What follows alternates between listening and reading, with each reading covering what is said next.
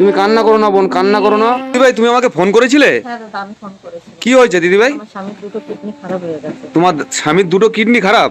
চলো তো ঘরে, চলো তো দেখি কি অবস্থা। এই হালকা বয়সে একটা মেয়ে, তার স্বামী বলছে দুটো কিডনি খারাপ। আসুন দেখি ভিতরে নাকি। হ্যাঁ আসো আসো, ভেতরে আসো। চলো তো দেখি। এই জন্য স্বামী। নাম কি তোমার দাদা? প্রীতম বিশ্বাস। প্রীতম বিশ্বাস। তোমার দুটো কিডনি খারাপ, কতদিন ধরে হয়েছে এরকম ঘটনাটা দিদি? এই হয়েছে 1 বছর 1.5 বছর হতে চললো। 1.5 বছর হতে চললো? হ্যাঁ। 1.5 বছর ধরে মানে এরকম ভাবে পড়ে আছে? ডায়ালিসিস করায়। ডায়ালিসিস করাও? মানে প্রতি সপ্তাহে একদিন করে ডায়ালিসিস করতে হয়? প্রতি সপ্তাহে 3টে করে নেওয়ার কথা, সেখানে 2টো করে নিচ্ছে। দুটো করে নিচ্ছে। ডায়ালিসিস করতে গেলে কিরকম খরচা হয় দিদি ভাই? সপ্তাহ কার্ড ছাড়া 4000 টাকা করে প্রত্যেক সপ্তাহে লাগে। 4000 টাকা করে প্রত্যেক সপ্তাহে লাগে? হ্যাঁ। তো এই দাদা ভাই ইনকাম করতে পারে এখন? না, ইনকাম করতে পারে না। সংসারটা তাহলে চলছে কিভাবে? এখন বাবা বাবা মার কাছেই রয়েছে, বাবা মাই দেখছেন। বাবা মাই দেখছে তাই তো? আর তোমাদের বাচ্চা কাচ্চা আছে? না এখন তো নেই। হয়নি তাই তো? মানে বিয়ে করেছে কতদিন হয়েছে? হবে 1.5-2 বছর হতে চললো। 1.5-2 বছর হয়েছে বিয়ে হয়েছে তাই তো? বিয়ের আগে ধরা পড়েছিল কিডনির সমস্যাটা, না বিয়ের পরে? না, বিয়ের পরে। বিয়ের পরে? হ্যাঁ, বিয়ের 2 মাস পরেই ধরা পড়ে। বিয়ের 2 মাস পরে ধরা পড়েছিল তাই তো? হ্যাঁ।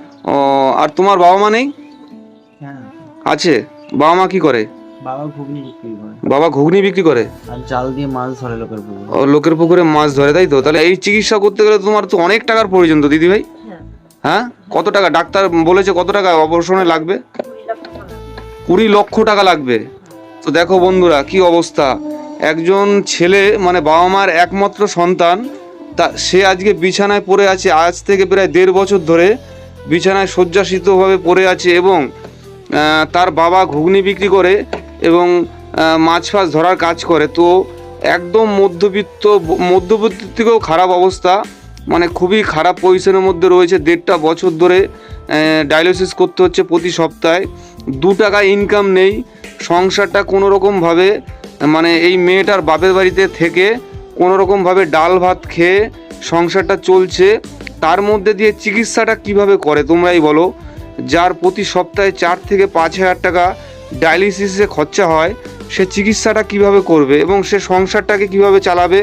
তার মানে খাওয়ার পয়সাটা কোথা থেকে জোগাড় করবে? তো খুবই খারাপ পজিশনের মধ্যে রয়েছে আমাদের এই ভাইটা। পূর্ব বর্ধমান জেলায় বাড়ি। তো বয়স, তোমার বয়স কত? 26 বছর বয়স। কি অবস্থা দেখো, একটা 26 বছরের ছেলে, মানে একদম জলজন্ত ছেলে, 26 বছরের ছেলে, তার এরকম একটা কিডনির সমস্যা।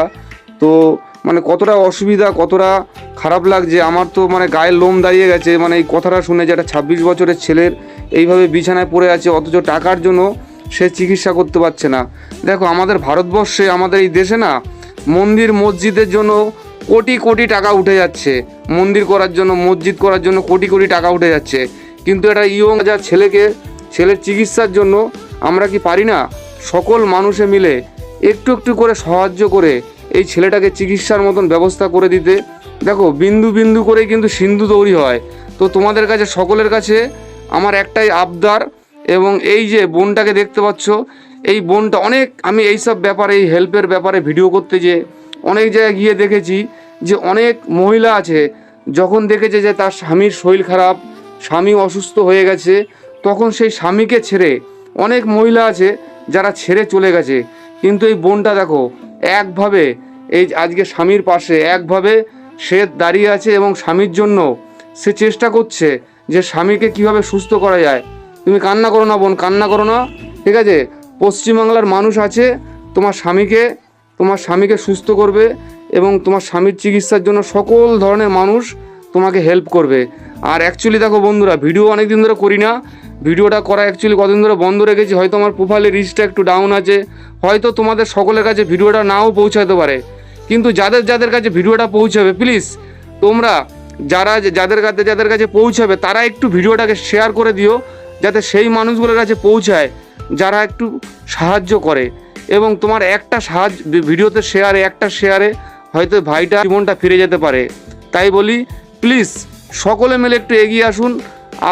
আপনি সকলে মিলে এগিয়ে আসলে আমরা ভালো কিছু করতে পারবো এবং এই ছোট ভাইটার চিকিৎসা আমরা ভালোভাবে করতে পারবো।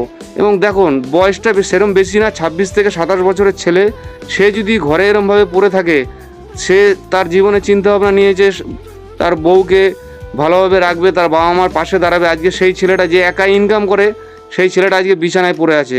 তো তোমাদের কাছে আমার হাত জোর করে অনুরোধ, প্লিজ সকলে ভিডিওটা একটু বেশি বেশি করে শেয়ার করো, যাতে যে মানুষগুলো এই সমাজে হেল্প করে তাদের কাছে যিনি ভিডিওটা পৌঁছায়। আমি এই বোনকে আমার তরফ থেকে আমি ধন্যবাদ জানাই যে এই বোন তার স্বামীর পাশে যেইভাবে দাঁড়িয়েছে।